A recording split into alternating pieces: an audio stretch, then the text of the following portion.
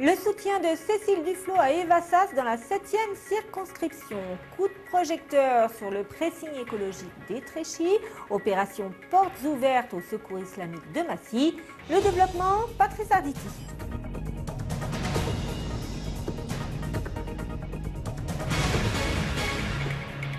Bonsoir, la campagne des législatives avec ça et là des réunions, des débats, voire des présentations. Et hier à Savigny-sur-Orge, c'est la ministre du Logement en personne qui est venue apporter son soutien à la candidate de Europe Écologie Les Verts dans la 7e circonscription, Cécile Duflot et donc Eva Sas dans une opération entre autres de tractage afin de sensibiliser la population du quartier Grand Vaux. Audrey Coll. Quelques militants, des curieux prenant des photos, la première venue d'un ministre dans le département attire les regards. Cécile Duflot est venue soutenir la candidature d'Eva Sas dans la 7e circonscription. Pas question de parler logement, elle est là en tant que secrétaire nationale du parti écologiste. Je pense que c'est important de sensibiliser les habitants au fait que la victoire de François Hollande, c'est pas encore la victoire de la gauche à l'Assemblée nationale, donc il faut voter le 10 juin. C'était important de venir soutenir Eva, qui est une très bonne candidate et qui fera une très bonne députée. Eva Sas, plutôt méconnue des Essonniens, est pourtant trésorière du parti écologiste depuis 2011. Spécialisée des questions économiques et sociales, elle se dit proche des populations. Mère de 2 enfants et installée à Savigny-sur-Orge, il était tout naturel pour elle de venir faire campagne dans le quartier de Grand Vaux. On nous a abandonnés complètement. Là, même si on veut mettre un appartement à vendre, les gens n'achètent pas parce qu'il y a l'environnement. Je dis au portal, l'environnement c'est magnifique, mais c'était abandonné complètement par la mairie. Ici, on est dans un quartier qui a besoin, par exemple, de rénovation urbaine. On va porter ce projet-là pour qu'il y ait enfin un désenclavement au niveau des transports et une rénovation du bâti dans un quartier comme Grand Vaux. Cette circonscription, pour l'instant acquise à la droite avec Françoise Briand comme députée, a pourtant penché en faveur de François Hollande lors des présidentielles. La candidate EELV et PS y croit, mais c'est également la circonscription où Audrey Guibert, responsable du FN en Essonne, se présente et espère y gagner un siège.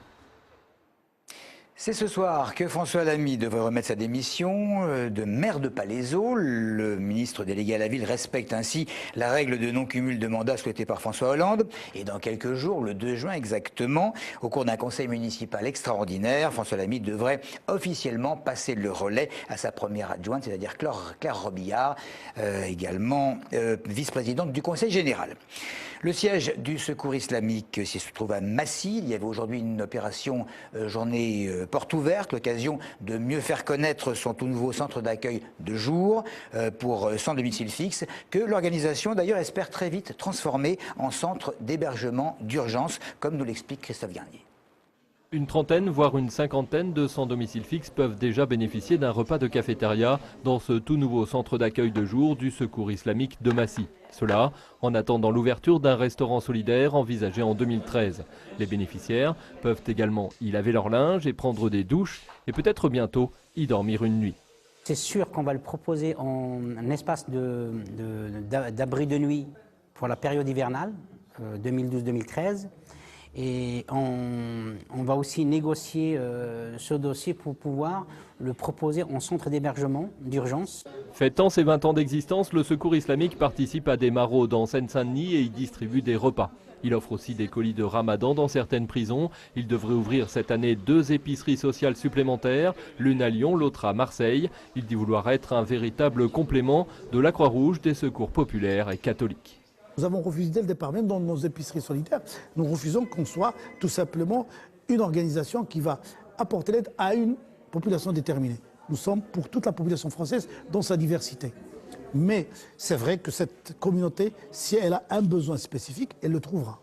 Depuis 6 ans, le Secours islamique se veut de plus en plus indépendant d'Islamic Relief, l'organisation internationale dont il est issu. Tous ces fonds viendraient de France. Massy, où l'association a son siège et qui n'avait aucun centre d'hébergement, pourrait y gagner 20 lits.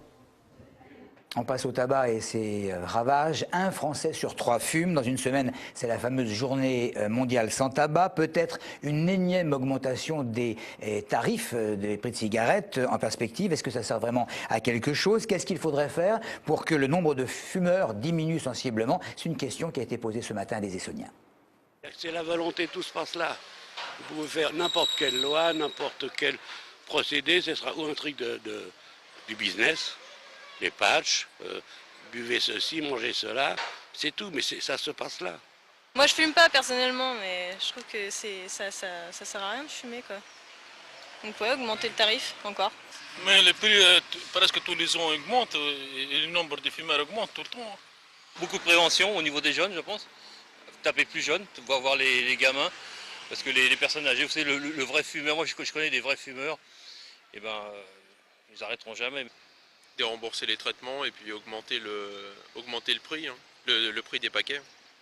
Moi je ne vois rien du tout qui pourra empêcher les gens de fumer, ceux qui veulent vraiment.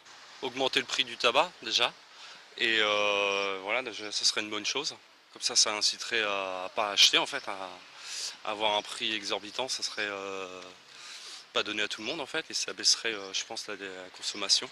On ne peut pas non plus interdire quand même, alors dans les cafés, dans les bars, parce qu'on va dire la liberté pour ceux qui fument, ils vont pas être contents.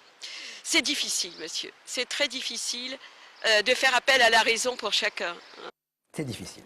À Étréchy, un pressing écologique a ouvert ses portes, c'était en décembre dernier, et c'est un succès. Sandra, c'est la propriétaire, elle a travaillé plusieurs années dans un pressing normal, à sec, avant de se lancer dans cette aventure. Le défi semble remporté. En mars dernier, elle a obtenu d'ailleurs le prix Commerce 3D, c'est-à-dire Défi et Développement Durable, organisé par la Chambre de Commerce et d'Industrie de l'Essonne. Découverte des lieux avec Claire Colombel.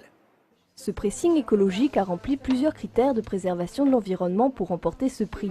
Des défis simples, recycler les déchets ou réutiliser les cintres rapportés par les clients, et certains, plus engagés, comme utiliser un séchoir à récupérateur de chaleur ou laver les vêtements avec une machine d'aquanettoyage. En fonction du programme choisi, juste la quantité de produits nécessaires est prélevée. Il y a 3 produits pour l'aquanettoyage. Il y a du produit pour détacher avant, il y a du produit comme du produit lessiviel, en fait c'est plus une solution qu'un produit lessiviel. Et il y a un produit qui va aussi dans le liquide de rinçage, parce que c'est jamais nettoyé avec de l'eau pure, parce que l'eau pure pourrait abîmer en fait et détériorer les vêtements. Avec ce type de machine, il y a plus de détachage à faire, mais les vêtements sont bien nettoyés. 35 à 40 degrés au séchoir pour activer la solution présente dans le liquide de rinçage, puis les vêtements finissent de sécher à l'air libre. Ce type de pressing demande plus d'investissement, mais Sandra a préféré ce choix pour plusieurs raisons. Il y a un éclat des couleurs, il y a une douceur, il n'y a plus une pellicule sur les vêtements comme on peut trouver au nettoyage à sec. Alors c'est sûr qu'il y a plus de travail au niveau du repassage, parce que les vêtements ressortent mouillés, donc ils ressortent plus froissés. Mais ça ne me dérange absolument pas, parce que j'adore leur passage. Sandra travaille pour la blanchisserie avec les AT Paul Besson à Étampes. D'ici peu, elle compte insérer certains pensionnaires au sein du pressing pour qu'ils fassent du repassage. Et puis il y avait beaucoup d'animations aujourd'hui à Athis-Mons, un centre aquatique des Portes de l'Essonne s'est transformé en véritable aire de jeu flottante. Une cinquantaine d'enfants ont pu profiter d'une structure gonflable géante de 3 mètres avec des obstacles, des toboggans. Dans la longue file d'attente, les petits patientent avec fébrilité. Pour pratiquer cette activité seul, il faut être âgé de 7 ans ou être accompagné d'un adulte. Une manière pour chacun d'appréhender l'eau à sa manière. Tous les trimestres, nous organisons des journées à thème et des soirées à thème. Celle-ci s'appelle l'Aquafun Party. C'est la 4e ou la 5e que l'on organise depuis le début, depuis l'ouverture du centre aquatique. Et généralement, ça a beaucoup de succès. Ça permet de répondre à une clientèle du mercredi après-midi, c'est-à-dire les enfants. Ça occupe les enfants et ça leur permet de découvrir le milieu aquatique de façon ludique. Voilà, témoignages et images recueillis par Marion Imbert et Marine Origini. Bonne soirée à tous.